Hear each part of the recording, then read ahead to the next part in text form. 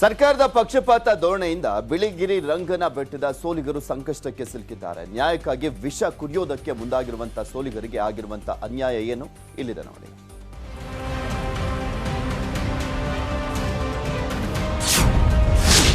ಬಿಳಿಗಿರಿ ರಂಗನ ಬೆಟ್ಟದ ಸೋಲಿಗರಿಗೆ ಸರ್ಕಾರಿ ಸಂಕಷ್ಟ. 60 ವರ್ಷಗಳ ಹಿಂದೆ ಸರ್ಕಾರ ನೀಡಿದ ಭೂಮಿಗೆ ಕುತ್ತು. 425 ಎಕರೆ ಕಂದಾಯ ಜಮೀನು ಸರ್ಕಾರದ ವಶಕ್ಕೆ. ಒಂದೇ ಸರ್ವೆ ನಂಬರ್ ನೀಡಿ ಭೂಮಿ ವಶಕ್ಕೆ ಪ್ಲಾನ್. ಹಿಂದಿನ ಮಂಜೂರಾತಿ ಪತ್ರ ಕೇಳ್ತಿರೋ ಅರಣ್ಯ ಇಲಾಖೆ.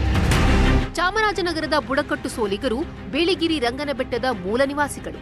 ಇಲ್ಲಿ ಸೋಲಿಗರಲ್ಲದೆ ಬೇರೆ ಕಡೆಯಿಂದ ಬಂದವರು ವಾಸ ಮಾಡ್ತಿದ್ದಾರೆ.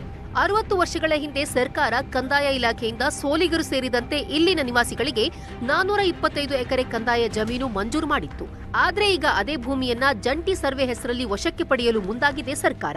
425 ಎಕರೆಯಲ್ಲಿ ಒಂದು 95ರಿಂದ 100 ಜನ ವ್ಯವಸಾಯ ಮಾಡ್ತಾ ಇದ್ವಿ. 20 ಜನ ಸೋಲಿಗರನ್ನ ಮಾತ್ರ ಹೊರಗಡೆ ಹಾಕಿ ಉಳಿದವರೆಲ್ಲರಿಗೂ ಪಕ್ಕಾ ಪೋಡಿ ಮಾಡಲಿಕ್ಕೆ ಹೊರಟಿದ್ದಾರೆ ಸರ್ಕಾರ.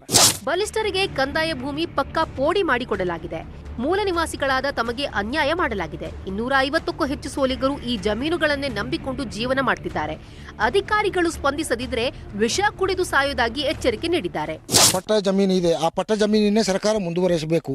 ಇಲ್ಲ ಅಂತಂದ್ರೆ 250 ಜನ ಎಲ್ಲ ಹೋಗಿ ಜಿಲ್ಲಾಧಿಕಾರಿಯವರ ಕಚೇರಿ ಮುಂದೆ ನಾವು ವಿಷದ ಬಾಟ್ಲ ಕುಡಿದುಬಿಟ್ಟು ಪ್ರಾಣ ಬುಡಕ್ಕೆ ಸಿದ್ಧವಾಗಿದ್ದೀವಿ. ಇಲ್ಲಿ ರೆಸಾರ್ಟ್ ಹೋಮ್ ಸ್ಟೇ ಮಾಡಲು ಬಂದವರಿಗೆ ಕಂದಾಯ ಮಂಜೂರಾತಿ ಪತ್ರ ಸಿಕ್ಕುತ್ತೆ.